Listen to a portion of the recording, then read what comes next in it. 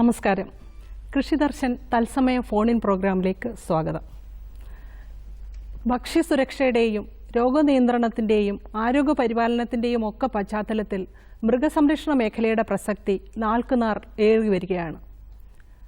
ഈ ലക്ഷ്യങ്ങൾ കൈവരിക്കുവാൻ മൃഗസംരക്ഷണ വകുപ്പും ഈ മേഖലയിലുള്ളവരും തയ്യാറാക്കി നടപ്പിലാക്കുന്ന പുതിയ പദ്ധതികളെക്കുറിച്ചും പ്രധാന ചില രോഗങ്ങളുടെ നിയന്ത്രണ നടപടികളെക്കുറിച്ചുമൊക്കെയാണ് ഇന്ന് കൃഷിദർശൻ ചർച്ച ചെയ്യുന്നത്.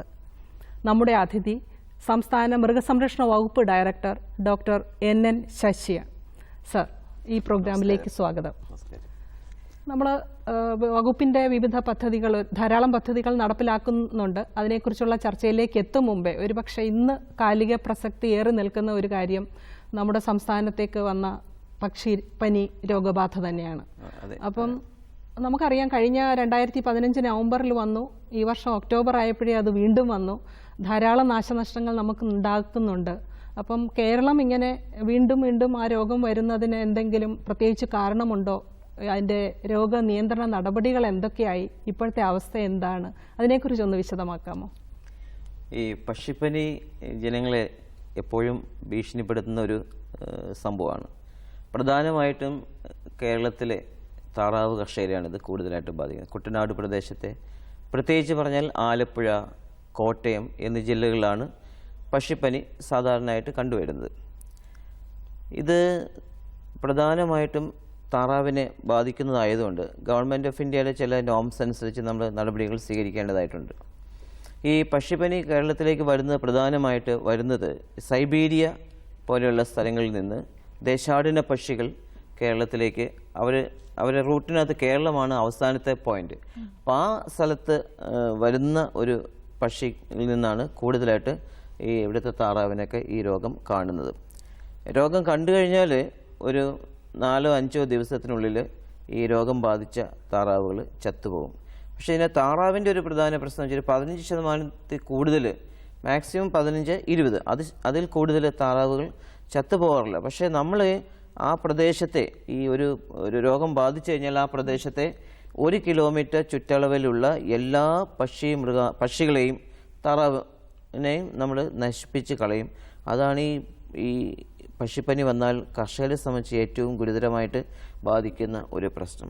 പക്ഷേ ഇത് മറ്റ് മനുഷ്യരിലേക്കുള്ള പകർച്ച തടയാനുള്ള ഒരു തയ്യാറെടുപ്പ് കൂടിയായിരിക്കും അല്ലേ? അതെ, തീർച്ചയായിട്ടും ഇത് മനുഷ്യരിലേക്ക് പകരുന്ന പക്ഷിപ്പനി പൊതുവേ മനുഷ്യരിലേക്ക് പകരുന്നു എന്നാണ് നമ്മൾ മനസ്സിലാക്കിയിരിക്കുന്നത്. പക്ഷേ ഇതിന് മുന്നത്തെ വർഷം അല്ലെങ്കിൽ 2015 വന്ന രോഗവും ഇന്ന് വന്ന രോഗവും തമ്മിൽ ഗണ്യമായൊരു വ്യത്യാസമുള്ളത്, 15 വന്ന ആ രോഗം മനുഷ്യരിലേക്ക് പകരുന്ന H5N1 എന്ന വൈറസ് കൊണ്ട് ഉണ്ടാകുന്ന രോഗമാണ്. പക്ഷേ ഈ വർഷം അത് നമുക്കൊരു നമ്മുടെ ഭാഗ്യം തന്നെ പറയാം, H5N8 എന്ന് പറയുന്ന വൈറസ് കൊണ്ട് ഉണ്ടാകുന്ന പക്ഷിപ്പനിയാണ് കേരളത്തിൽ വന്നത്. അതുകൊണ്ട് അത് മനുഷ്യരിലേക്ക് പകരത്തില്ല. ആ ഒരു വിശ്വാസത്തിൻ്റെ അടിസ്ഥാനത്തിലാണ് ഇതിൻ്റെ തീവ്രത കുറവാണെന്നും മനുഷ്യരിലേക്ക് പകരത്തില്ല എന്നും നമ്മൾ ഇത് വന്നപ്പോൾ തന്നെ നാട്ടുകാരെടുത്ത് കൃത്യമായിട്ട് പറഞ്ഞിട്ടുള്ളതും ഇത് വരത്തില്ല എന്നാണ് നമ്മൾ അന്ന് പറഞ്ഞത്. അതിൻ്റെ അടിസ്ഥാനത്തിൽ ഗവൺമെൻറ് ഓഫ് ഇന്ത്യ നിർദ്ദേശിക്കുന്ന ചില നിയമങ്ങളും അവരുടെ ചില നിയമ സംവിധാനങ്ങൾ അനുസരിച്ചാണ് നമ്മൾ ഇതിൻ്റെ പദ്ധതികൾ നടപ്പാക്കിയത്. ഇപ്പം ധാരാളം താറാവുകളെ കുട്ടനാട്ടിൽ നശിപ്പിച്ചു കഴിഞ്ഞു. എനിക്ക് തോന്നുന്നു തീറ്റയും മുട്ടയും ഒക്കെ നശിപ്പിച്ചു കഴിഞ്ഞു. അപ്പം ഏകദേശം എത്രത്തോളം താറാവുകളെ നശിപ്പിക്കേണ്ടി വന്നു? ഇത് കഴിഞ്ഞ വർഷം നമുക്ക് വന്നപ്പോൾ 2.5 ലക്ഷം, 2.5 ലക്ഷം താറാവുകളെയാണ് ഇതിന് മുന്നത്തെ പ്രാവശ്യം വന്നപ്പോൾ നശിപ്പിക്കേണ്ടി വന്നത്. പക്ഷേ ഈ പ്രാവശ്യം അത് 6.68 ലക്ഷം താറാവുകളെയാണ് നശിപ്പിക്കേണ്ടി വന്നത്. കഴിഞ്ഞ വർഷത്തേക്കാളും സംസ്ഥാനത്തിന് തന്നെയും അതൊരു വളരെയധികം സാമ്പത്തിക നഷ്ടം ഉണ്ടാക്കിയിട്ടുണ്ട്. അപ്പൊ ഇതിൽ എങ്ങനെയാണ് ഇനി തുടർ നടപടി? ഇപ്പൊ ഇത് നിയന്ത്രണ വിധേയമായിട്ടുണ്ടോ? ഇത് വലിയ ഒരു സാമ്പത്തിക ബാധ്യതയാണ് സർക്കാരിനെ സംബന്ധിച്ചിടത്തോളം ഈ രോഗം വരുമ്പോൾ. ഇപ്പോൾ പക്ഷിപ്പനിയുടെ ഒരു തീവ്രത മാറിയിട്ടുണ്ട്. ഇത് വന്നിട്ടുള്ള കോട്ടയം, ആലപ്പുഴ ആ പ്രദേശത്ത് വന്നിട്ടുള്ള എല്ലാ 1 കിലോമീറ്റർ ചുറ്റളവിലുള്ള എല്ലാ പക്ഷികളെയും നമ്മൾ നശിപ്പിച്ച് കളഞ്ഞു. ഇതിന് ഇനി കോമ്പൻസേഷൻ കൊടുക്കുന്ന ഒരു പ്രോസസ്സ് നടന്നുകൊണ്ടിരിക്കുകയാണ്.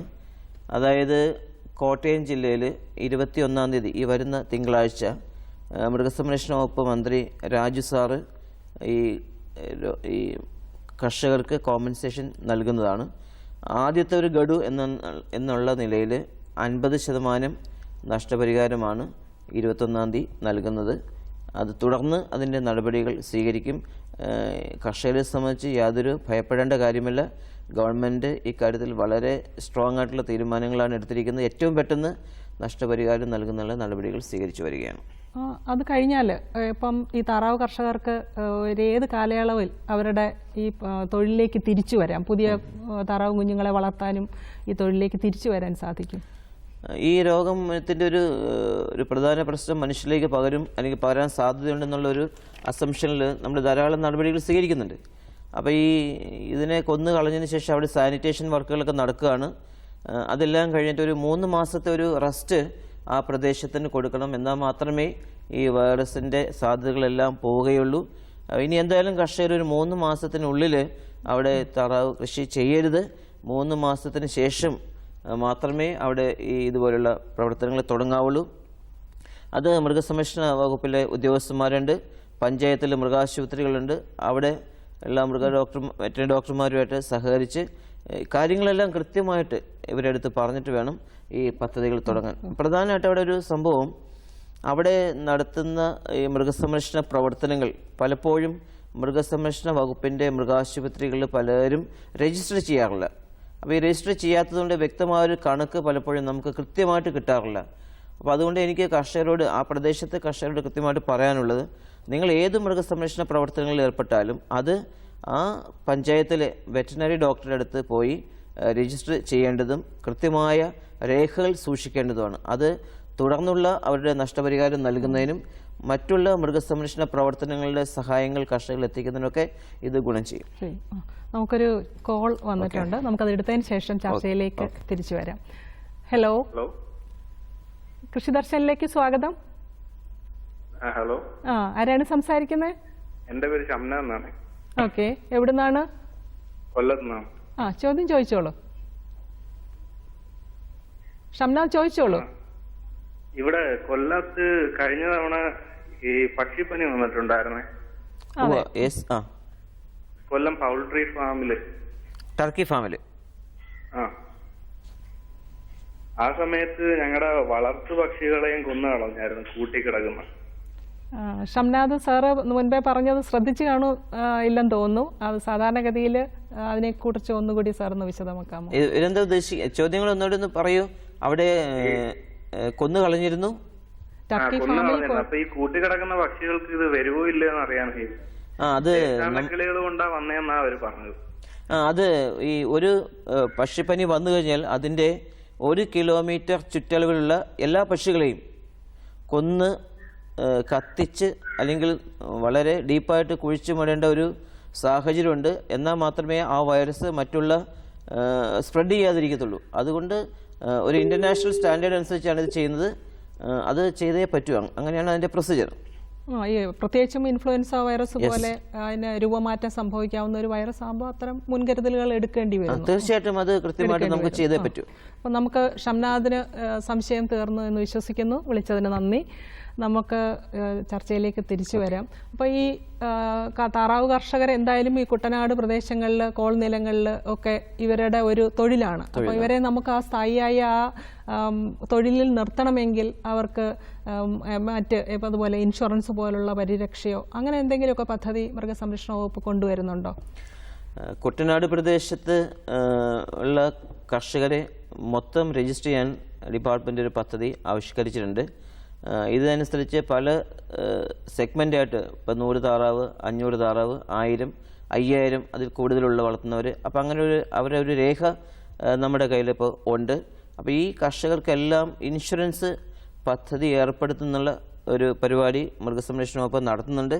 കഴിഞ്ഞ വർഷം ഏകദേശം 7 ലക്ഷത്തോളം രൂപ പ്രീമിയം സർക്കാർ തന്നെ നേരിട്ട് കൊടുത്തിട്ട് കർഷകരെ ഇൻഷുറൻസ് നടത്തിയിട്ടുണ്ട്. അപ്പോൾ ഇവിടെ ഇൻഷുറൻസ് നമ്മൾ നടത്തുമ്പോൾ പ്രധാനമായിട്ട് ഉദ്ദേശിക്കുന്നത് ഗവൺമെൻറ് അതിൻ്റെ പണം മുഴുവനായിട്ട് കൊടുക്കുന്ന ഒരു പദ്ധതിയാണ് ഇപ്പോൾ ആലോചിച്ച് വരുന്നത്. ഈ വർഷം 20 ലക്ഷം രൂപയുടെ ഒരു പദ്ധതി താറാവ് വളർത്തുന്ന കർഷകർക്ക് വേണ്ടി മാത്രമായിട്ട് ഉണ്ട്. അത് 2 മാസത്തിനുള്ളിൽ പദ്ധതി തുടങ്ങുമെന്നാണ് പ്രതീക്ഷിക്കുന്നത്. അതുപോലെ തന്നെ ഇപ്പോൾ ഈ പക്ഷിപ്പനിയുടെ കാര്യത്തിൽ തന്നെ നമ്മൾ ആ രോഗ സ്ഥിരീകരണത്തിന് നമുക്ക് നല്ല ലബോറട്ടറികൾ ഉണ്ടെങ്കിൽ പോലും പലപ്പോഴും ഇത് ഭോപ്പാലിലേക്ക് അയച്ച് റിസൾട്ടിന് കാത്തിരിക്കുന്നതായിട്ട് വരുന്നുണ്ട്. അപ്പോൾ അതൊരു പക്ഷേ ഇപ്പോൾ ആ സൗകര്യം അവിടെ മാത്രമാണോ ഉള്ളത്?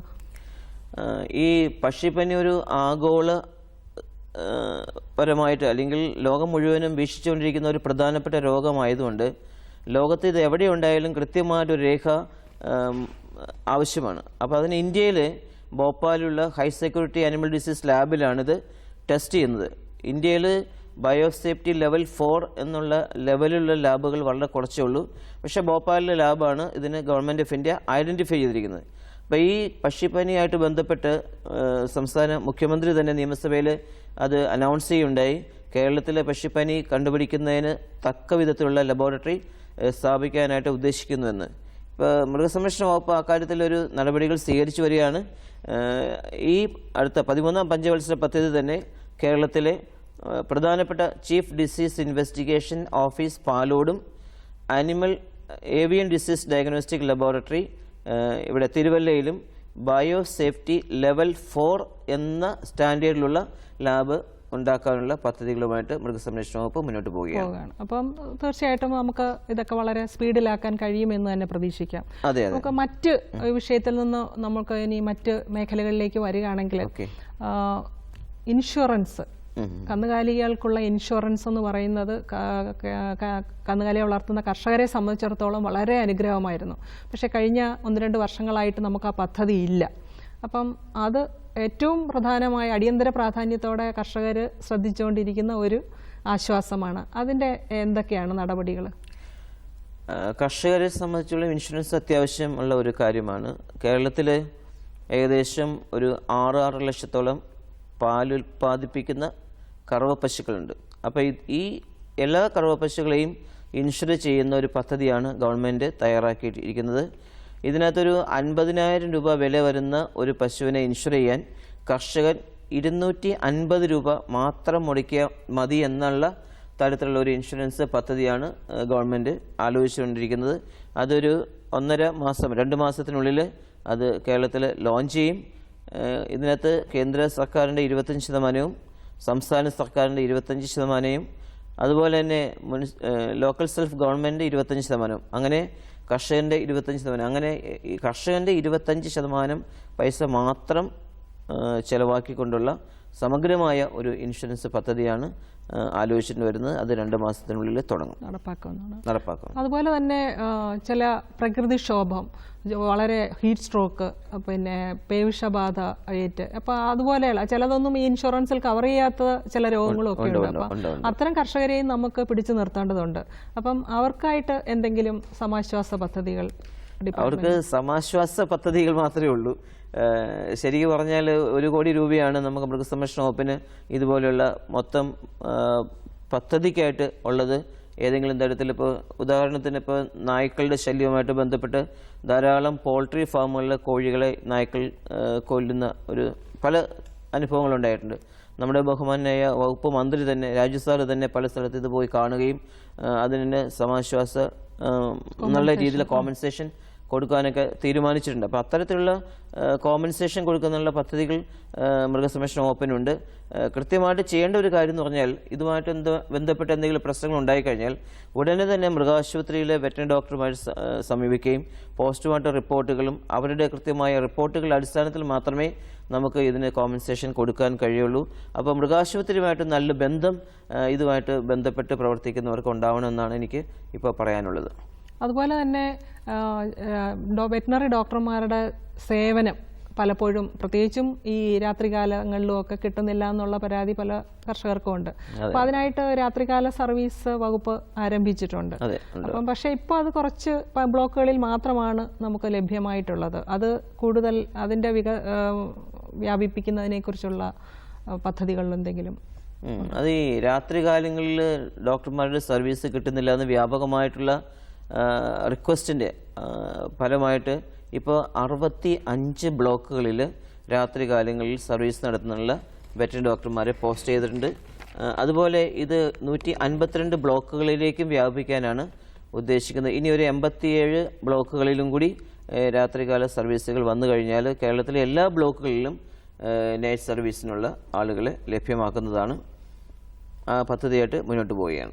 എല്ലാ പഞ്ചായത്തിലും പകൽ സമയത്ത് മൃഗാശുപത്രികളുള്ളതുകൊണ്ട് എന്തായാലും വെറ്ററിനറി ഡോക്ടർമാരുടെ സേവനം ഇപ്പം ലഭ്യമാക്കിയിട്ടുണ്ട് എല്ലാ പഞ്ചായത്തിലും തന്നെ. അതെ, നമ്മുടെ ഒരു അഡ്വാൻറ്റേജ്, കേരളത്തിലൊരു അഡ്വാൻറ്റേജ്, എല്ലാ പഞ്ചായത്തിലും ഒരു വെറ്ററിനറി ഹോസ്പിറ്റലുണ്ട്, മൃഗാശുപത്രിയുണ്ട്. അതിനോട് അനുബന്ധിച്ച് 3-4 ICDP സബ് സെൻ്ററുകൾ അല്ലെങ്കിൽ ലൈഫ് സ്റ്റോക്ക് ഇൻസ്പെക്ടർമാരുടെ സ്ഥാപനങ്ങളുണ്ട്. അപ്പോൾ എല്ലാ പഞ്ചായത്തുകളിലും 3-4 ഉദ്യോഗസ്ഥന്മാർ മൃഗസംരക്ഷണ വകുപ്പിൻ്റെ ആയിട്ടുണ്ട്. അപ്പോൾ അവർ ഈ പദ്ധതികളെല്ലാം തന്നെ നടത്താനായിട്ട് സന്നദ്ധരായിട്ടുണ്ട്. നമുക്ക് ഒരു ചോദ്യം കൂടി വന്നിട്ടുണ്ടെന്ന് തോന്നുന്നു. ചോദ്യം എടുത്തതിന് ശേഷം ചർച്ചയിലേക്ക് തിരിച്ചു വരാം. കൃഷിദർശനിലേക്ക് സ്വാഗതം. ഹലോ. ഹലോ, നമസ്കാരം. നമസ്കാരം. ആരാണ് സംസാരിക്കുന്നത്? ഇത് കോട്ടക്കൽ അബ്ദുൽ മജീദ്. ഓക്കെ, സാറിനോട് ചോദിച്ചോളൂ ചോദ്യം. ഞാൻ ഒരു ആടുഫാം തുടങ്ങാൻ ഉദ്ദേശിക്കുന്നുണ്ട്. ഒരു പ്രവാസിയായിരുന്നു, ഇപ്പോ പ്രാവശ്യമാണ്. അപ്പൊ ആടുഫാം തുടങ്ങാൻ ഗവൺമെന്റിന്റെ ഭാഗത്തു നിന്ന് എന്തെങ്കിലും സഹായം കിട്ടുമോ? ഓക്കെ, എനിക്ക് തോന്നുന്നു അദ്ദേഹം പ്രവാസിയാണ്, നാട്ടിലേക്ക് എത്തി ഈ രംഗത്തേക്ക് വരാൻ എന്തെങ്കിലും സഹായമുണ്ടോന്നാണോ ചോദ്യം? അതെ അതെ. കേരളത്തിൽ ധാരാളം ആളുകൾ മൃഗസംരക്ഷണ മേഖലയിലേക്ക് ഇൻവെസ്റ്റ്മെൻറ്റ് ചെയ്യാനായിട്ട് ധാരാളം ആളുകൾ വരുന്നുണ്ട്. അത് ഈ വർഷം പുതിയൊരു പദ്ധതി നമ്മൾ ആവിഷ്കരിച്ചിട്ടുണ്ട്. അത് ഇൻവെസ്റ്റ് ചെയ്യാൻ താല്പര്യമുള്ള എൻ്റർപ്രനേഴ്സായിട്ടുള്ള ആളുകൾക്ക് അവരുടെ പ്രോജക്റ്റുകൾ പ്രിപ്പയർ ചെയ്യുന്നതിനും പ്രോജക്റ്റുകൾ സപ്പോർട്ട് ചെയ്യുന്നതിനും അവരുടെ പ്രോജക്റ്റിന് ഫിനാൻഷ്യൽ സപ്പോർട്ട് വാങ്ങിത്തരുന്നതിനുമൊക്കെ നബാർഡുമായിട്ട് സഹകരിച്ചുകൊണ്ട് ഒരു പദ്ധതി നമ്മൾ ആവിഷ്കരിച്ചിട്ടുണ്ട്. അതുമായിട്ട് മുന്നോട്ട് പോകാൻ ഉദ്ദേശമുണ്ടെങ്കിൽ തൊട്ടടുത്ത മൃഗാശുപത്രിയിൽ പോയി വെറ്ററിനറി സർജനോട് സംസാരിക്കണം. അതിനുശേഷം അദ്ദേഹത്തിൻ്റെ നിർദ്ദേശാനുസരണം പ്രോജക്റ്റ് റിപ്പോർട്ട് തയ്യാറാക്കാനും നബാർഡുമായിട്ട് സഹകരിച്ച് ഫൈനാൻഷ്യൽ സപ്പോർട്ടിനൊക്കെ ഉള്ള പദ്ധതികളുണ്ട്. അതായിട്ട് മുന്നോട്ട് പോവുക. ആട് വളർത്തൽ കേരളത്തിൽ വളരെ ആദായകരമായ ഒരു സംരംഭമാണ്. എല്ലാവിധ ആശംസകളും. ഓക്കെ, വിളിച്ചതിന് നന്ദി. അത് ഒരു ചോദ്യം കൂടി ഉണ്ടെന്ന് തോന്നുന്നു. ഹലോ. സാർ നമസ്കാരം. പറഞ്ഞോളൂ. സംശയം ചോദിച്ചോളൂ. ഗിന്നി പന്നികളെ വളർത്തുന്ന രീതിയും അതിന് വിപണന രീതികളെ പറ്റിയൊന്ന് അറിയണമെന്നുണ്ട്. ഗിനി പിഗ് എന്ന് പറയുന്നത് സാധാരണ ഇറച്ചിക്കായി വളർത്തുന്ന പന്നിയല്ലല്ലോ ഉദ്ദേശിച്ചിരിക്കുന്നത്. ലബോറട്ടറി ആനിമൽ ആയിട്ട് വളർത്തുന്ന പരീക്ഷണങ്ങൾക്കൊക്കെ ഉപയോഗിക്കുന്ന ഗിനി പിഗ് ആണ്. എന്താണ് ചോദ്യം? എന്താണ് അതിനെ വളർത്തുന്ന രീതി കാര്യങ്ങൾ പറ്റുമെന്ന് അറിയണം. എന്റെ കയ്യില് 2 ഈ ഗിനി പിഗ് നമ്മുടെ പാലോടുള്ള biological institute, Palode institute of animal health and veterinary biologicals എന്ന് പറഞ്ഞൊരു സ്ഥാപനമുണ്ട്. അവിടെ സ്മോൾ അനിമൽസിന് ഒരു ഹൗസുണ്ട്. അത് CPCSE എന്ന് പറഞ്ഞ സർട്ടിഫിക്കേഷൻ വേണ്ട ഒരു ലാബാണ്. അപ്പോൾ അത്തരം കാര്യങ്ങളെക്കുറിച്ച് വിശദമായിട്ട് അറിയണമെങ്കിൽ പാലോട് ബയോളജിക്കൽ ഇൻസ്റ്റിറ്റ്യൂട്ടുമായിട്ട് കോൺടാക്ട് ചെയ്ത് കഴിഞ്ഞാൽ വിശദമായ വിവരം അവർ നൽകുന്നതാണ്. പാലോട് തിരുവനന്തപുരം ജില്ലയാണ്. തിരുവനന്തപുരം. അവിടെ പാലോട് ബയോളജിക്കൽ ഇൻസ്റ്റിറ്റ്യൂട്ട് എന്നാണ് പൊതുവെ പറയുന്നത്.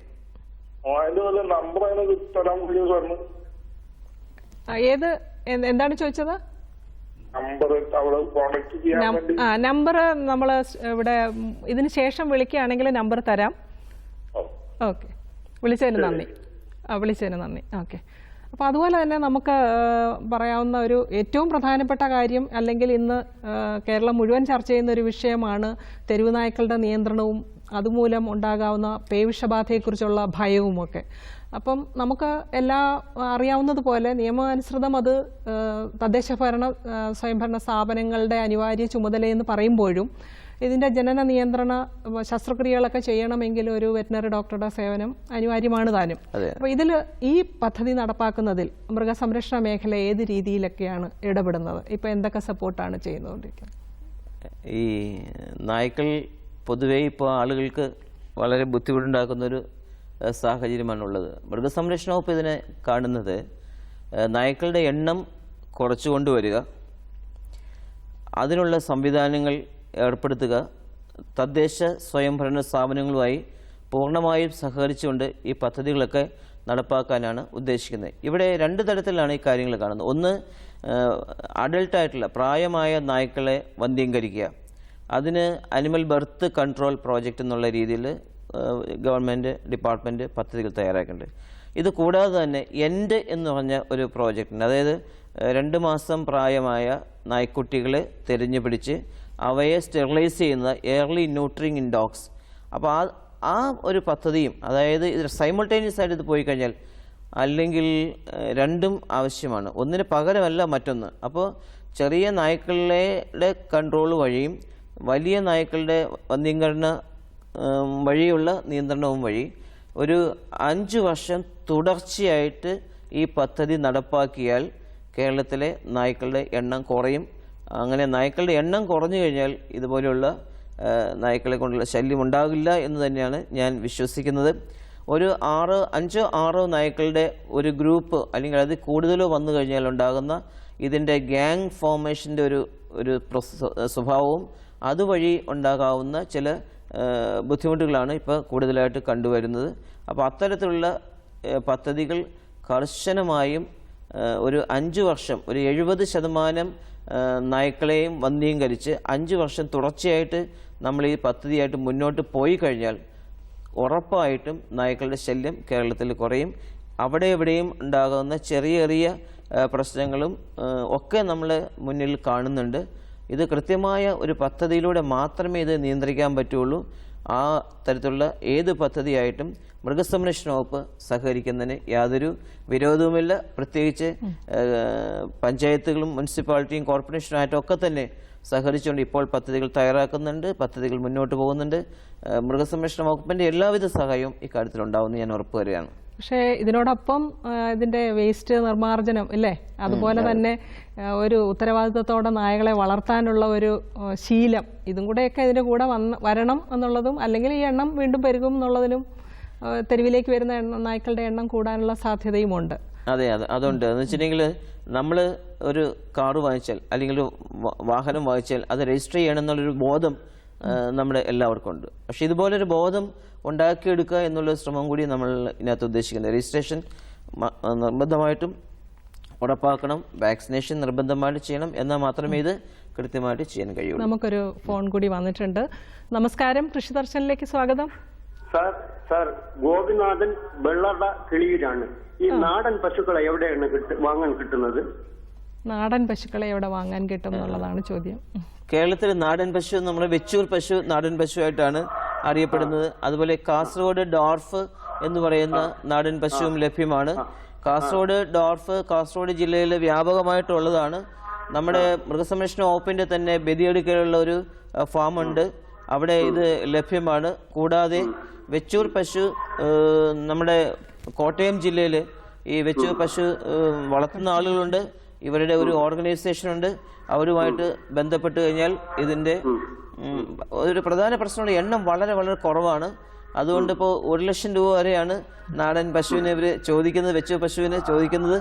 അപ്പോൾ അതിൻ്റെ കോട്ടയം ജില്ലയിൽ ഇത് ലഭ്യമാണ്. അതുപോലെ കാസർഗോഡ് ജില്ലയിൽ പൊതുവെ ലഭ്യമാണ്.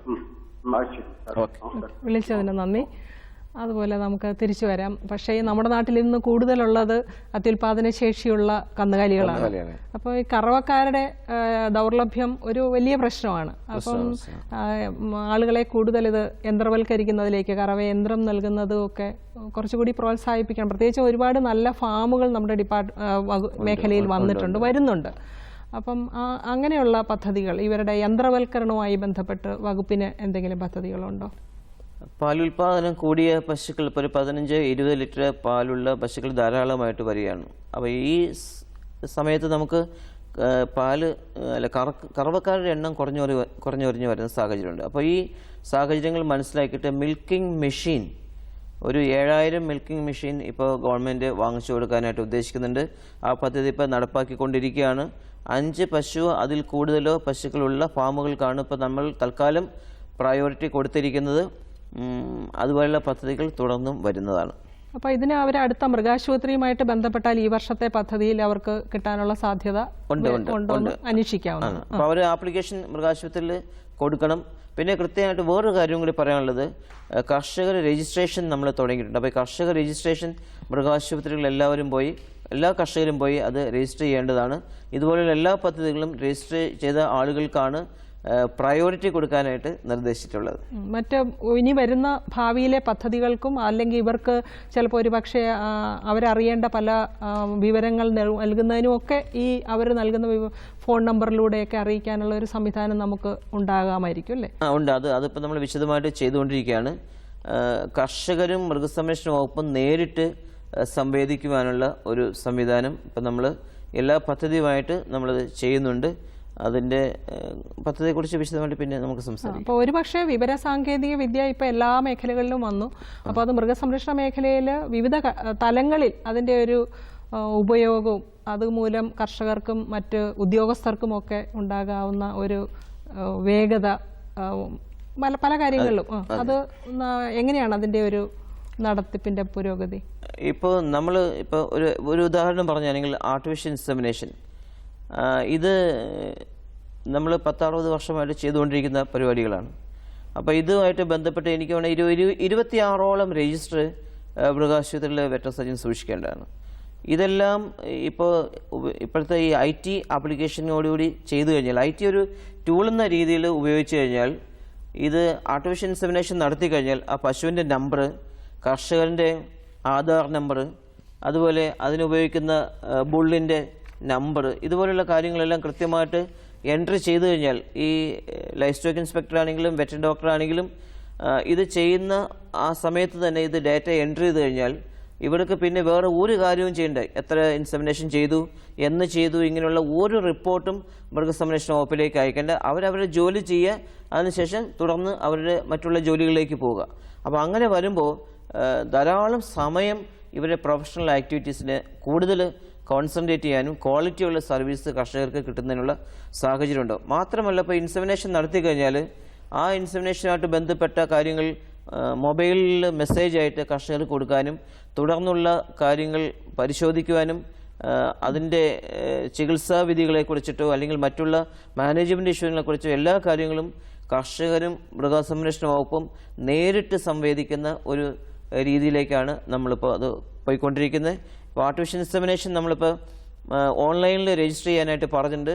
അപ്പോൾ മൃഗസംരക്ഷണ വകുപ്പിലെ ഉദ്യോഗസ്ഥന്മാർ കർഷകരുടെ വീടുകളിൽ വരുമ്പോൾ നിങ്ങളുടെ പശുവിൻ്റെ ടാഗ് നമ്പർ, ഇയറിൽ അടിക്കുന്ന ഇയർ ടാഗ് നമ്പർ കൃത്യമായിട്ടും കൊടുക്കണം, ആധാർ നമ്പർ കൊടുക്കണം. അതുമായിട്ട് ബന്ധപ്പെട്ട രേഖകളെല്ലാം കൊടുത്തു കഴിഞ്ഞാൽ ഈ രേഖകൾ വച്ചുകൊണ്ട് നിങ്ങളുടെ എല്ലാ പദ്ധതികൾക്കും മൃഗസംരക്ഷണ വകുപ്പിൻ്റെ പദ്ധതികൾക്കും ഒക്കെ സഹായം നൽകുവാനായിട്ട് പെട്ടെന്ന് കഴിയും. നമുക്ക് മറ്റൊരു ചോദ്യം കൂടി വന്നിട്ടുണ്ട്. കൃഷിദർശനിലേക്ക് സ്വാഗതം. ഹലോ ഹലോ മാഡം, പേര് പറയൂ. ഞാൻ ഏത് സ്ഥലത്തു നിന്നാണ്? വല്ലാർപാടം. ഓക്കെ, ചോദ്യം ചോദിച്ചോളൂ. ഡോക്ടറെ, ലൈഫ് സ്റ്റോക്ക് ഇൻസ്പെക്ടർ ആവാനുള്ള കോച്ചിങ് കിട്ടാൻ സാധ്യതയുണ്ടോ? ലൈഫ് സ്റ്റോക്ക് ഇൻസ്പെക്ടർ ആകാൻ എന്ത് ചെയ്യണം എന്നാണ് ചോദ്യം. നമ്മുടെ life stock management training centre എന്ന് പറഞ്ഞാൽ നമുക്ക് സ്ഥാപനങ്ങളുണ്ട്. ഈ സ്ഥാപനങ്ങൾ വഴിയാണ് ലൈഫ് സ്റ്റോക്ക് ഇൻസ്പെക്ടർമാരെ വളർത്തിക്കൊണ്ടുവരുന്നത്, ട്രെയിനിങ് കൊടുത്ത്. PSC വഴിയാണ് ഇതിന്റെ സെലക്ഷൻ നടക്കുന്നത്. അത് വൊക്കേഷണൽ ഹയർ സെക്കൻഡറി പാസ്സായ ആളുകൾക്കാണ് ഇതിലേക്ക് അഡ്മിഷൻ വരുന്നത്. അപ്പോൾ vocational higher secondary life stock management അല്ലെങ്കിൽ പോൾട്രി സയൻസ്, അതെ ഈ രണ്ട് സബ്ജക്റ്റിൽ വൊക്കേഷണൽ ഹയർ സെക്കൻഡറി പഠിച്ച കുട്ടികൾക്കാണ് അതിൻ്റെ പ്രാധാന്യം കൊടുക്കുന്നത്. PSC ഇത് നോട്ടിഫൈ ചെയ്യും. PSC നോട്ടിഫൈ ചെയ്യുമ്പോൾ അപ്ലൈ ചെയ്യുക. അങ്ങനെ സെലക്ട് ചെയ്യുന്ന കുട്ടികളെ മൃഗസംരക്ഷണ വകുപ്പിൻ്റെ LMTC life stock management training centre വഴി ട്രെയിനിങ് കൊടുത്തിട്ട് പോസ്റ്റിംഗ് നടത്തും. അപ്പോൾ താല്പര്യമുള്ളവർ ശ്രദ്ധിക്കുക, PSC നോട്ടിഫൈ ചെയ്യുന്ന സമയത്ത് അപ്ലൈ ചെയ്യുക. നന്ദി വിളിച്ചതിന്. നമുക്ക് അതുപോലെ തന്നെ ഇപ്പം കുട്ടികളുടെ VHSC കുട്ടികളുടെ കാര്യം പറഞ്ഞപ്പോഴാണ് ഓർത്തത്. നമ്മുടെ സ്കൂൾ കുട്ടികളിൽ വരും തലമുറയിൽ ഈ മൃഗസംരക്ഷണ പ്രവർത്തനങ്ങളിൽ അവർക്കൊരു താല്പര്യമുണ്ടാക്കാൻ നമുക്ക് എന്തൊക്കെ പദ്ധതികളാണുള്ളത്? തീർച്ചയായിട്ടും കുട്ടികളിലൂടെയാണ് അടുത്ത തലമുറയിലേക്ക് നമുക്കത് കൊണ്ടുവരാൻ കഴിയുന്നത്. ഈ കുട്ടികളിൽ മൃഗസംരക്ഷണ മേഖലയിലേക്ക് കൊണ്ടുവരാൻ വേണ്ടി അവരുടെ മൃഗങ്ങളോടുള്ള സ്നേഹം കൂട്ടാൻ വേണ്ടിയൊക്കെ ഉള്ള പദ്ധതികളാണ് നമ്മളിതുമായിട്ട് ബന്ധപ്പെട്ട് വരുന്നത്. അതിനകത്ത് പ്രധാനമായിട്ട് ഇപ്പോൾ സ്കൂൾ കുട്ടികൾക്ക് കോഴിക്കുഞ്ഞുങ്ങളെ വിതരണം, ഒരു 5 കോഴിക്കുഞ്ഞുങ്ങളെ ഈ സ്കൂളിലെ സ്കൂളിൽ നിന്ന് തിരഞ്ഞെടുത്ത സ്കൂളിലെ കുട്ടികൾക്ക് മിക്കവാറും ഒരു സ്കൂളിൽ 50 കുട്ടികളെ എന്നുള്ള രീതിയിൽ ഒരു 7000 സ്കൂളിലാണ് ഇപ്പോൾ കൊടുക്കാനായിട്ട് ഉദ്ദേശിക്കുന്നത്. അങ്ങനെ ഈ വർഷം ഒരു 35,000 കോഴിക്കുഞ്ഞുങ്ങളെ സ്കൂൾ കുട്ടികൾക്ക് 5 കോഴിക്കുഞ്ഞുങ്ങളെ. അപ്പോൾ ആ രീതിയിൽ കേരളത്തിലെ എല്ലാ ഗ്രാമങ്ങളിലെ കുട്ടികളിൽ കോഴി വളർത്തലിനോടുള്ള ഒരു സ്നേഹം ഉണ്ടാക്കാനും മൃഗസംരക്ഷണ പ്രവർത്തനങ്ങൾക്ക് താല്പര്യം ഉണ്ടാക്കുവാനൊക്കെയാണ് ഉദ്ദേശിക്കുന്നത്. വീട്ടിൽ തന്നെ സുരക്ഷിതമായ അല്ലെങ്കിൽ നാടൻ മുട്ട ഉൽപാദനം അല്ലേ, ഇറച്ചി, എല്ലാം ആരോഗ്യ പരിരക്ഷയിലെല്ലാം അത് ഉൾപ്പെടുന്നുണ്ട്. അപ്പോൾ ഒരുപക്ഷെ അത് എനിക്ക് തോന്നുന്നു വളരെ സ്വീകാര്യമായ ഒരു പദ്ധതി കൂടിയാണ്. കുട്ടികൾ വളരെ ആവേശത്തോടെ പല സ്ഥലങ്ങളിലും നമ്മളത് ആ പദ്ധതിയെ കാണുന്നുണ്ട്. അതായത് ഈ കുട്ടികൾ ഇത് കോഴിക്കുഞ്ഞുങ്ങളെ വളർത്തി കഴിഞ്ഞാൽ അത് മുട്ടയിടുന്ന പ്രായമാകുമ്പോഴത്തേക്കും ഇത് മുട്ടയായിട്ട് സ്കൂളിൽ വരുന്നുണ്ട്, സ്കൂളിൽ മുട്ട വിതരണം നടത്തുന്നുണ്ട്, സ്കൂളിൽ കുട്ടികളിൽ തമ്മിൽ ഈ മുട്ടകൾ അങ്ങോട്ടും ഇങ്ങോട്ടും കൊടുത്തിട്ട് അത് കച്ചവടമായിട്ട് തന്നെ ചെയ്യുന്ന സംവിധാനമുണ്ട്. പല രീതിയിൽ ഇത് ഓരോ പഞ്ചായത്തും അവരുടേതായ ഭാവനയ്ക്കനുസരിച്ച് ചെയ്യുന്നുണ്ട്. മൃഗസംരക്ഷണ വകുപ്പ് എന്തായാലും ഇത്തരം പദ്ധതികൾ പൂർണ്ണമായ സപ്പോർട്ട് നൽകാനാണ് ഉദ്ദേശിക്കുന്നത്. ഒരുപക്ഷെ മറ്റൊരു കാര്യം നമുക്കറിയാം, നമുക്ക് നല്ല പശുക്കളെ പലപ്പോഴും തമിഴ്നാട്ടിലും കർണാടകയുടെ അതിർത്തികളിലും ഒക്കെ പോയി കൊണ്ടുവരുന്നത് അടുത്ത വർഷങ്ങളിലായിട്ട് കർഷകർ ചെയ്യുന്ന ഒരു നടപടിയാണ്. പക്ഷേ അതിനകത്ത് നമുക്ക് ഒരുപാട് ബുദ്ധിമുട്ടുകളും ഉണ്ടായിട്ടുണ്ട് അല്ലേ. ഇതുവരെ നമ്മൾ കാണാത്ത അല്ലെങ്കിൽ കേരളത്തിൽ ഇല്ലാത്ത പല അസുഖങ്ങളും എത്തുന്നു. ഈ കാലാവസ്ഥയോട് അതിന് യോജിക്കാൻ പറ്റാത്തത് മൂലം ഉണ്ടാകുന്ന നഷ്ടങ്ങൾ, മരണങ്ങൾ ഒക്കെ, രോഗങ്ങൾ ഒക്കെ കാണുന്നുണ്ട്. അപ്പം നമ്മുടെ ഇവിടെ ഉണ്ടാകുന്ന പശുക്കുട്ടികളെ കൂടുതൽ സങ്കരയിനം കന്നു കുട്ടികളെ വളർത്തിയെടുക്കാൻ, ഇപ്പം ഉൽപാദനക്ഷമതയില്ലാത്ത മൃഗങ്ങളെ വളർത്താൻ കർഷകർക്ക് പണം മുടക്കുന്നതിൽ ബുദ്ധിമുട്ടുണ്ടാവും. അപ്പോൾ അതിന് വകുപ്പിൻ്റെ എന്തൊക്കെ പദ്ധതികൾ അല്ലെങ്കിൽ എന്തൊക്കെ സേവനങ്ങളാണ് നൽകുന്നത്? ഇപ്പോൾ കേരളത്തിലെ പാലുൽപാദന രംഗത്ത് ഒരു 27 ലക്ഷം മെട്രിക് ടണ്ണാണ് ഒരു വർഷം കേരളത്തിൽ ഉൽപ്പാദിപ്പിക്കുന്നത്. ഇതൊരു 5 ലക്ഷം മെട്രിക് ടണ്ണും കൂടെ കൂടിയാലേ കേരളത്തിന് ആവശ്യമായ പാല് ഉൽപ്പാദിപ്പിക്കാൻ കഴിയുള്ളൂ. അതേ സമയത്ത് തന്നെ ഒരു 2 ലക്ഷത്തോളം പശുക്കുട്ടികൾ കേരളത്തിൽ ജനിക്കുന്നുണ്ട്. ഈ 1.5 ലക്ഷത്തോളം പശുക്കുട്ടികളെ അല്ലെങ്കിൽ 2 ലക്ഷം ജനിക്കുന്നതിൽ ഒരു 1.5 ലക്ഷം പശുക്കുട്ടികളെങ്കിലും നമ്മൾ വളർത്തിക്കൊണ്ടുവന്ന് പശു ആക്കി കഴിഞ്ഞാൽ കേരളത്തിലെ പാലുൽപാദനത്തിന് ശാശ്വതമായ ഒരു പരിഹാരം കാണാൻ കഴിയും. ഇപ്പം നമ്മൾ ഒരു 35,000 പശുക്കുട്ടികളെ ഒരു വർഷം ഇങ്ങനെ സെലക്ട് ചെയ്ത് കൊണ്ടുവരുന്നുള്ളൂ. ഗവൺമെൻറ് ഉദ്ദേശിക്കുന്നത് 1 ലക്ഷം കന്നുകുട്ടികളെങ്കിലും ഒരു വർഷം ദത്തെടുക്കുന്ന രീതിയിൽ അതിനുള്ള ഭക്ഷണമാണെങ്കിലും ട്രീറ്റ്മെൻ്റ് ആണെങ്കിലും വെറ്ററി സർവീസ് ആണെങ്കിലും എല്ലാ തരത്തിലുള്ള സപ്പോർട്ട് കൊടുത്തിട്ടുണ്ട് 1 ലക്ഷം പശുക്കുട്ടികളെ വളർത്തിക്കൊണ്ടുവരാനാണ് ഗവൺമെൻറ് ഉദ്ദേശിക്കുന്നത്. അങ്ങനെ വരുമ്പോൾ ഈ പാലുൽപാദനത്തെ ഗണ്യമായ ഒരു ഉൽപാദനം കൂടാനുള്ള സാധ്യതയുണ്ട്, കൂടും, അത് ഉറപ്പാണ്. അപ്പോൾ അത്തരത്തിലുള്ള പദ്ധതികളാണ് നമ്മൾ ഉദ്ദേശിക്കുന്നത്. പിന്നെ ഈ പെട്ടെന്ന് പാലുൽപാദനം കൂട്ടാം എന്നൊരു ധാരണയിലാണ് ഈ മറ്റുള്ള സംസ്ഥാനങ്ങളിൽ നിന്ന് പശുക്കളെ കൊണ്ടുവരുന്നത്.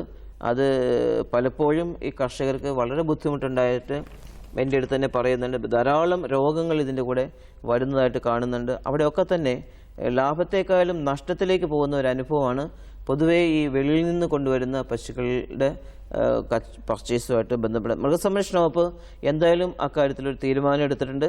ഇവിടെ ജനിച്ചു വളരുന്ന 1.5 ലക്ഷം പശുക്കുട്ടികളെ വളർത്തിക്കൊണ്ടുവന്നിട്ട് കേരളത്തിലെ പാലുൽപാദനം കൂട്ടുക എന്നൊരു ഉദ്ദേശമാണ്. അത് നമ്മൾ വളരെ വിശദമായിട്ട് ചർച്ചകൾ നടന്നുകൊണ്ടിരിക്കുകയാണ്. അത്തരത്തിലുള്ള പദ്ധതികളായിരിക്കും ഇനി കൂടുതൽ മൃഗസംരക്ഷണ വകുപ്പ് കൊണ്ടുവരാനായിട്ട് ഉദ്ദേശിക്കുന്നത്. പ്രത്യേകിച്ചും ഈ ചൂടേറി വരുന്ന സാഹചര്യത്തിൽ, നമ്മുടെ സാഹചര്യത്തിൽ തന്നെ വളർന്നു വന്ന പശുക്കുട്ടികൾ വളർന്നു വരുമ്പോൾ ഒരു രോഗസാധ്യതയൊക്കെ കുറച്ച് കുറയുമെന്നുള്ളതിൽ സംശയമില്ല. അപ്പോൾ അതുപോലെ തന്നെ ഇനി നമുക്ക് വരും വർഷങ്ങളിൽ കുറച്ച് നടപ്പാക്കുന്ന പദ്ധതികളൊക്കെ, അല്ലെങ്കിൽ നമ്മുടെ ലാബുകളുടെ വികസനം, അങ്ങനെയുള്ള പലതരത്തിലുള്ള, ഇപ്പം നമുക്കറിയാം ഫീഡ്, തീറ്റ ഏതാണ്ട് പൂർണ്ണമായും നമ്മൾ മറ്റ് സംസ്ഥാനങ്ങളെ ആശ്രയിക്കുകയാണ്. ഇവിടേക്ക് വരുന്ന തീറ്റയുടെ ഗുണഗണങ്ങളെക്കുറിച്ചൊന്നും നമുക്ക് യാതൊരു ബോധ്യവുമില്ല. അപ്പം അതിന് ഒരു നയം നമ്മുടെ സംസ്ഥാനത്ത് ഇല്ല എന്നാണ് മനസ്സിലാക്കുന്നത്. അപ്പോൾ അങ്ങനെ ആകുമ്പോഴത്തേക്കും അതിൻ്റെ ലബോറട്ടറി, അങ്ങനെയുള്ള കാര്യങ്ങളെക്കുറിച്ചൊക്കെ ഉള്ള തീരുമാനങ്ങളായിട്ടുണ്ടോ? ഇവിടെ ഇപ്പോൾ കേരളത്തിൽ ഏറ്റവും കൂടുതലായിട്ട് ചർച്ച ചെയ്യുന്ന പ്രശ്നം ഈ റേബീസാണ്. നായകടിയായിട്ട് ബന്ധപ്പെട്ട് റേബീസ് മനുഷ്യരിലേക്ക് പകരുന്നതായിട്ട് വളരെ കൂടുതൽ ചർച്ച ചെയ്യപ്പെടുന്ന ഒരു സമയമാണ്. അപ്പോൾ അതിൻ്റെ ഒരു പശ്ചാത്തലത്തിലാണ് ഗവൺമെൻറ് തീരുമാനമെടുത്തിരിക്കുന്നത് നമ്മുടെ പാലോടുള്ള ബയോളജിക്കൽ ഇൻസ്റ്റിറ്റ്യൂട്ടിൽ മനുഷ്യർക്കുള്ള ആൻറ്റി റേബീസ് വാക്സിൻ പ്രൊഡ്യൂസ് ചെയ്യുന്ന ഒരു ലബോറട്ടറി, ഒരു മാനുഫാക്ചറിങ് യൂണിറ്റ് ഉണ്ടാക്കാനായിട്ട് ഉദ്ദേശിച്ച് തീരുമാനമെടുത്തിട്ടുണ്ട്. അപ്പോൾ അതിൻ്റെ പദ്ധതികളുമായിട്ട് മുന്നോട്ട് പോയാണ്. നബാർഡാണ് അതിൻ്റെ കൺസൾട്ടൻസി. അതൊരു 2 വർഷത്തിനുള്ളിൽ തന്നെ റേബീസ് വാക്സിൻ പാലോട് ഉൽപ്പാദിപ്പിക്കാൻ കഴിയുമെന്നാണ് നമ്മൾ പ്രതീക്ഷിക്കുന്നത്. പിന്നെ ഒരു പ്രധാനമായി തീറ്റയുടെ കാര്യം പറഞ്ഞില്ല. തീറ്റയുടെ ക്വാളിറ്റി ടെസ്റ്റ് ചെയ്യാനുള്ള നല്ല സംവിധാനങ്ങൾ കേരളത്തിൽ കുറവാണ്. അപ്പോൾ അതിൻ്റെ ഒരു പശ്ചാത്തലത്തിലാണ് chief disease investigation office Palode ഈ തീറ്റയുമായിട്ട് ബന്ധപ്പെട്ട എല്ലാ ടെസ്റ്റുകളും നടത്തുന്നതിനും അതിൻ്റെ ക്വാളിറ്റി പരിശോധിക്കുന്നുള്ള ലാബ് അവിടെ സെറ്റ് ചെയ്ത് വരികയാണ്. പിന്നെ കേരളത്തിൽ ഒരു പ്രധാന ഈ ഭക്ഷ്യസുരക്ഷയായിട്ട് ബന്ധപ്പെട്ട് ഉള്ള ഒരു പ്രധാന ഇഷ്യൂ എന്ന് പറഞ്ഞാൽ മീറ്റ്, ഏത് ഇറച്ചിയാണ് മാർക്കറ്റിലുള്ളത്. അപ്പോൾ അങ്ങനെയുള്ള ടെസ്റ്റുമായിട്ട് ബന്ധപ്പെട്ട് വരുമ്പോൾ അതിൻ്റെ ഏത് തരം ഇറച്ചിയാണെന്നുള്ള ടെസ്റ്റ് ചെയ്യുന്നതിനുള്ള ഒരു ലബോറട്ടറി നമ്മൾ എറണാകുളത്തുള്ള ലാബിൽ നമ്മളതിൻ്റെ പദ്ധതികളെല്ലാം ആവിഷ്കരിച്ചു വരുന്നു. 2-3 മാസത്തിനുള്ളിൽ അത് ഏത് അനിമൽസിൻ്റെ ആണെന്നുള്ള ഐഡൻറ്റിഫൈ ചെയ്യാൻ, അത് സ്പീഷീസ് ഐഡൻറ്റിഫിക്കേഷൻ വരെയുള്ള സംവിധാനങ്ങൾ നമ്മളത് ചെയ്യാനായിട്ട് ഉദ്ദേശിക്കുന്നുണ്ട്. പിന്നെ ഈ നമ്മൾ ഏവിയൻ ഫ്ലൂ, ബേർഡ് ഫ്ലൂവിനെ കുറിച്ച് നമ്മൾ സംസാരിച്ചപ്പോൾ അത് ടെസ്റ്റ് ചെയ്യുന്നതിനുള്ള ലാബിൻ്റെ സംവിധാനത്തെക്കുറിച്ച് നമ്മൾ സംസാരിച്ചു. അപ്പോൾ ബയോസേഫ്റ്റി ലെവൽ 4 എന്നുള്ള ഒരു ലാബ്, അത്രയും സംവിധാനങ്ങളുള്ള ഒരു ലാബിലാണത് ചെയ്യാൻ കഴിയുള്ളൂ. മനുഷ്യരിലേക്ക് അത് പകരാൻ പാടില്ല, ആ വൈറസ് വെളിയിലേക്ക് പോകാൻ പറ്റത്തില്ല. അപ്പോൾ അത്രയും ഹൈ സെക്യൂരിറ്റി ഉള്ള ലാബാണ് അവിടെ വേണ്ടത്. അപ്പോൾ അത്തരത്തിലുള്ള ഒരു ബയോസേഫ്റ്റി ലെവൽ 4 ലാബ് തുടങ്ങാനുള്ള പദ്ധതി നമ്മൾ ഉദ്ദേശിക്കുന്നുണ്ട്. സാർ, റേബീസ് ഇപ്പം നമ്മൾ ഒരുപാട് ചർച്ച ചെയ്തു, എല്ലാവർക്കും ഭയമുള്ളതാണ്. അപ്പം അവരെ കടിച്ച മൃഗം ചത്തു കഴിയുമ്പോൾ അത് പേവിഷബാധയുണ്ടോ എന്നൊന്ന് പരിശോധിക്കുന്നതിന് സംവിധാനങ്ങൾ അതിപ്പോൾ ചില സ്ഥലങ്ങളിലൊക്കെ ഉണ്ട്. അപ്പോൾ അതിൻ്റെ ഒരു കൂടുതൽ ലാബുകൾ അതിലും പ്രതീക്ഷിക്കാമല്ലേ? ഇതിനകത്തൊരു പ്രധാന പ്രശ്നം ഈ കർഷകർ അല്ലെങ്കിൽ നാട്ടുകാർ ശ്രദ്ധിക്കേണ്ടത്, നായ കടിച്ചു കഴിഞ്ഞാൽ ഒരിക്കലും അതിനെ തല്ലിക്കൊല്ലരുത്. തല്ലിക്കൊന്നു കഴിഞ്ഞാൽ അതിനകത്ത് രോഗമുണ്ടോ എന്ന് കണ്ടുപിടിക്കാൻ ബുദ്ധിമുട്ടാണ്. അപ്പോൾ നായ കടിച്ചു കഴിഞ്ഞാൽ ആ നായ 2-3 ദിവസത്തിനുള്ളിൽ ചാവും. അങ്ങനെ ചത്തു കഴിഞ്ഞാൽ ഉറപ്പായിട്ടും ആ നായക്ക് റേബീസ് ഉണ്ടാവാൻ സാധ്യതയുണ്ടെന്ന് പറയാൻ പറ്റും. അപ്പോൾ ഇങ്ങനെയുള്ള നായകളെ നമ്മളിപ്പോൾ പാലോട്, തിരുവനന്തപുരത്തുള്ള പാലോട്, കൊല്ലത്തുള്ള ലാബിൽ ഇങ്ങനെയൊക്കെയാണ് നമ്മൾ ടെസ്റ്റ് ചെയ്യുന്നത്. അപ്പോൾ അടുത്ത 2-3 മാസത്തിനുള്ളിൽ തന്നെ കേരളത്തിലെ പല ജില്ലകളിലും ഈ റേബീസ് ഡയഗ്നോസിസ് ലബോറട്ടറി സെറ്റ് ചെയ്യാനായിട്ട് ഉദ്ദേശിക്കുന്നുണ്ട്. 2 വർഷത്തിനുള്ളിൽ കേരളത്തിലെ എല്ലാ ജില്ലകളിലും റേബീസ് ഡയഗ്നോസിനുള്ള ലബോറട്ടറി സ്ഥാപിക്കുന്നതാണ്.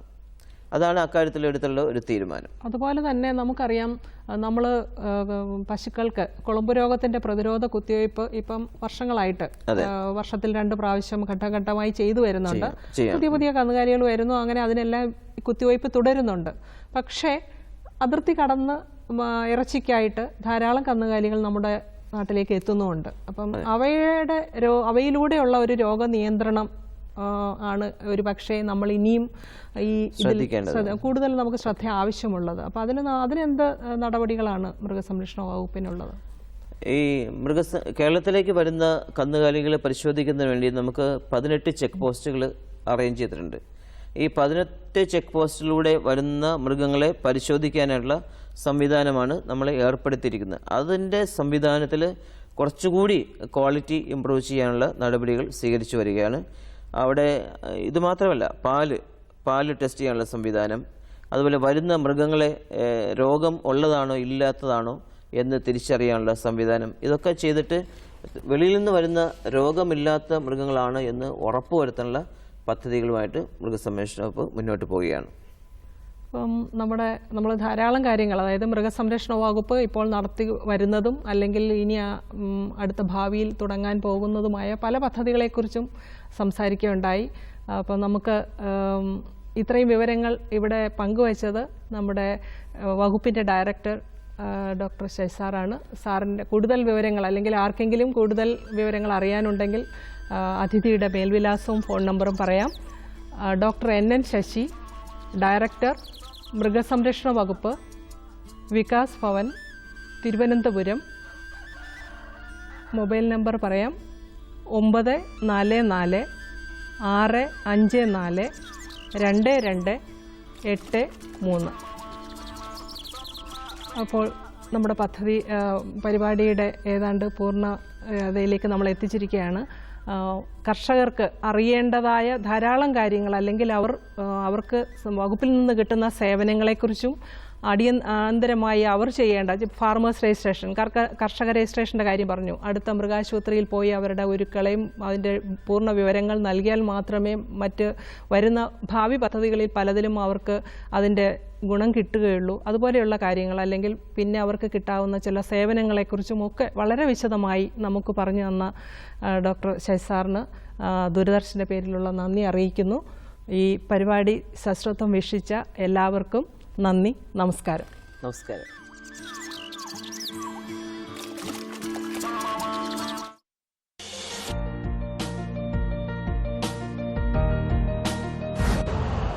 यूरिया का स्वदेशी उत्पादन 70 लाख टन बढ़ाने के लिए 6 उर्वरक संयंत्रों का उद्धार किया जा रहा है। FCIL के गोरखपुर, सिंदरी, तलचर और रामागुंडम संयंत्र, HFCL की बरौनी इकाई और BVFCL की नामरू फोर्थ। सोने पर सुहागा ये है कि देश में अब बनेगा सिर्फ नीम लिपित यूरिया, क्योंकि इससे होगा किसानों का फायदा ही फायदा। अनाज का उत्पादन 10% तक बढ़ेगी 10 से 15% नाइट्रोजन क्षमता।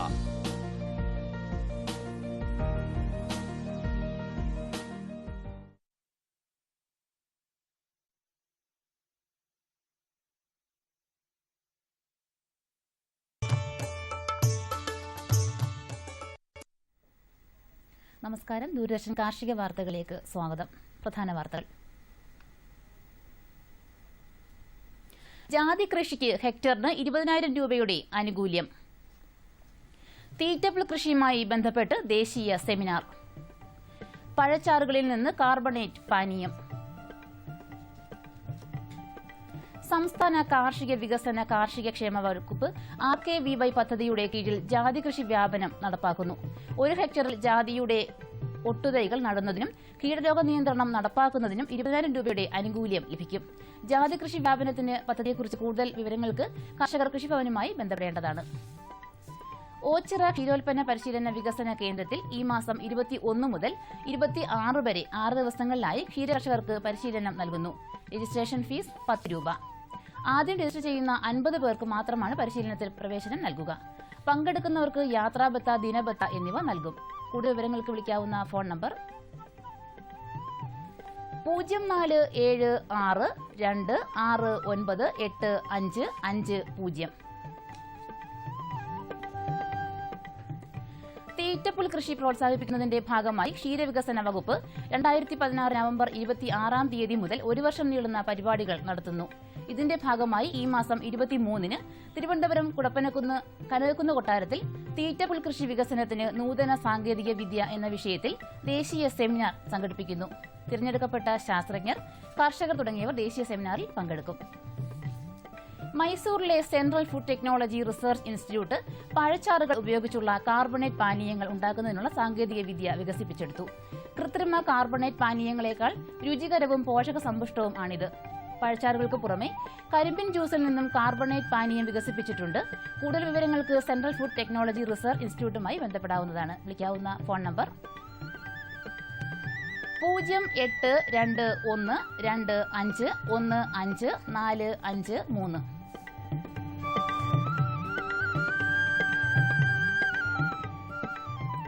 കാർഷിക വികസന കർഷക ക്ഷേമ വകുപ്പ് കൃഷി വകുപ്പിനെ സംബന്ധിക്കുന്ന പരാതികൾ സ്വീകരിക്കുന്നതിന് ഒരു പ്രത്യേക ഇമെയിൽ ID ആരംഭിച്ചിട്ടുണ്ട്. കൃഷി വകുപ്പിന്റെ പ്രവർത്തനങ്ങളെ സംബന്ധിച്ചും വിവിധ ഓഫീസുകളെക്കുറിച്ചുള്ള പരാതികൾ ഇമെയിൽ വിലാസത്തിൽ അയക്കാവുന്നതാണ്. ഇമെയിൽ വിലാസം grievance@gmail.com. മൃഗസംരക്ഷണ വകുപ്പിന്റെ കുടപ്പനക്കുന്ന് മൃഗസംരക്ഷണ പരിശീലന കേന്ദ്രത്തിൽ ഈ മാസം 28 മുതൽ 30 വരെ പശു വളർത്തലിൽ പരിശീലനം നൽകുന്നു. വിളിക്കാവുന്ന ഫോൺ നമ്പർ 047127329118. എറണാകുളം പ്രാദേശിക കൃഷിവിജ്ഞാന കേന്ദ്രം സമ്പുഷ്ടീകരിച്ച ചാണകം, മണ്ണിര കമ്പോസ്റ്റ്, നാടൻ പശുക്കളുടെ മൂത്രം എന്നിവ വിൽപ്പന നടത്തുന്നു. കർഷകർക്ക് കൃഷിവിജ്ഞാന കേന്ദ്രവുമായി ബന്ധപ്പെടുന്നതിന് വിളിക്കാവുന്ന ഫോൺ നമ്പർ 0484249245.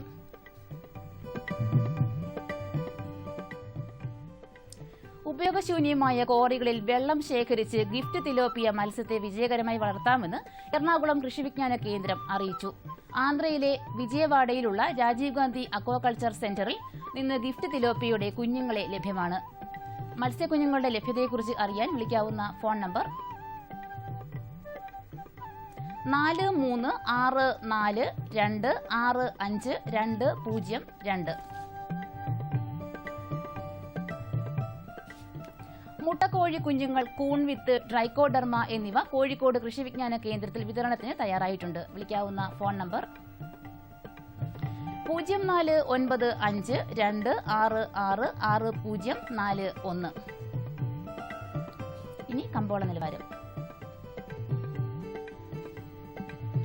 വെളിച്ചെണ്ണ കൊച്ചി 9900 രൂപ, വെളിച്ചെണ്ണ കോഴിക്കോട് 10700 രൂപ, വെളിച്ചെണ്ണ തൃശൂർ 10000 രൂപ, കൊപ്ര കൊച്ചി 6685 രൂപ, കൊപ്ര കോഴിക്കോട് 6800 രൂപ, കൊപ്ര തൃശൂർ 6780 രൂപ, കുരുമുളക് അൺഗാർബിൾഡ് 65200 രൂപ, കുരുമുളക് ഗാർബിൾഡ് 68200 രൂപ.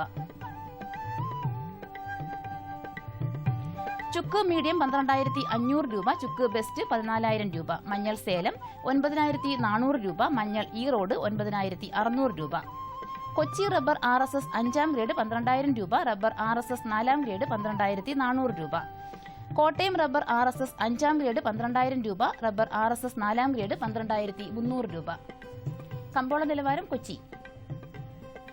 വെളിച്ചെണ്ണ 9900 രൂപ, കൊപ്ര 6685 രൂപ, പിണ്ണാക്ക് എക്സ്പെല്ലർ 2000 രൂപ, പിണ്ണാക്ക് റോട്ടറി 2300 രൂപ, കുരുമുളക് അൺഗാർബിൾഡ് 65200 രൂപ, കുരുമുളക് ഗാർബിൾഡ് 68200 രൂപ. ചുക്ക് മീഡിയം 12500 രൂപ, ചുക്ക് ബെസ്റ്റ് 14000 രൂപ, മഞ്ഞൾ നാടൻ 11500 രൂപ, അടയ്ക്ക പുതിയത് 12000 രൂപ മുതൽ 19000 രൂപ വരെ, ജാതിക്ക തൊണ്ടൻ കിലോഗ്രാമിന് 200 മുതൽ 220 രൂപ വരെ, ജാതിക്ക തൊണ്ടില്ലാത്തത് 400 മുതൽ 425 രൂപ വരെ, ജാതിപത്രി 600 മുതൽ 850 രൂപ വരെ, ഗ്രാമ്പു 750 രൂപ. റബ്ബർ RSS 5ാം ഗ്രേഡ് 12000 രൂപ, റബ്ബർ RSS 4ാം ഗ്രേഡ് 12400 രൂപ, ഒട്ടുപാൽ 8200 രൂപ, ലാറ്റക്സ് 7500 രൂപ. കമ്പോള അവലോകനം. വെളിച്ചെണ്ണയുടെയും കൊപ്രയുടെയും വിലക്കയറ്റം ഗ്രാമീണ മേഖലകളിൽ ചരക്ക് ക്ഷാമത്തിന് ഇടയാക്കി. കൊപ്രയ്ക്ക് ആകർഷകമായ വില വരും ദിനങ്ങളിൽ ഉറപ്പുവരുത്താനാവുമെന്ന കണക്ക് കൂട്ടലിലാണ് നാളികേര കർഷകർ. വൃശ്ചികമായതോടെ പച്ചത്തേങ്ങയ്ക്കും ആവശ്യം വർദ്ധിച്ചു. സ്റ്റേറ്റ് ട്രേഡിന് കോർപ്പറേഷനിൽ നിന്ന് 34 ടൺ ഏലക്കയുടെ ലേലം നടന്നു. അന്തർ സംസ്ഥാന വ്യാപാരികൾക്ക് ഒപ്പം കയറ്റുമതിക്കാരും ഏലക്ക ശേഖരിച്ചു. ഉൽപാദന മേഖലകളിൽ നിന്നുള്ള ചരക്ക് നീക്കം ചുരുങ്ങിയതിനാൽ മികച്ച ഇനങ്ങൾ കിലോ 1451 രൂപയിൽ കൈമാറി. ഹൈറേഞ്ചിൽ നിന്നുള്ള കുരുമുളക് വരവ് കുറഞ്ഞത് ഇടപാടുകളുടെ വ്യാപനത്തെ ബാധിച്ചു. എന്നാൽ നിരക്ക് ഉയർത്തി ചരക്ക് സംഭരിക്കാൻ വാങ്ങലുകാർ തയ്യാറായില്ല. റബ്ബർ വിലയിൽ കാര്യമായ മാറ്റമില്ല. ടയർ കമ്പനികൾ സംഭരണം കുറച്ചതും അവധി വ്യാപാരത്തിലെ തളർച്ചയും ഷീറ്റിന്റെ വിലക്കയറ്റത്തിന് തടസ്സമായി. ഇനി കാലാവസ്ഥ.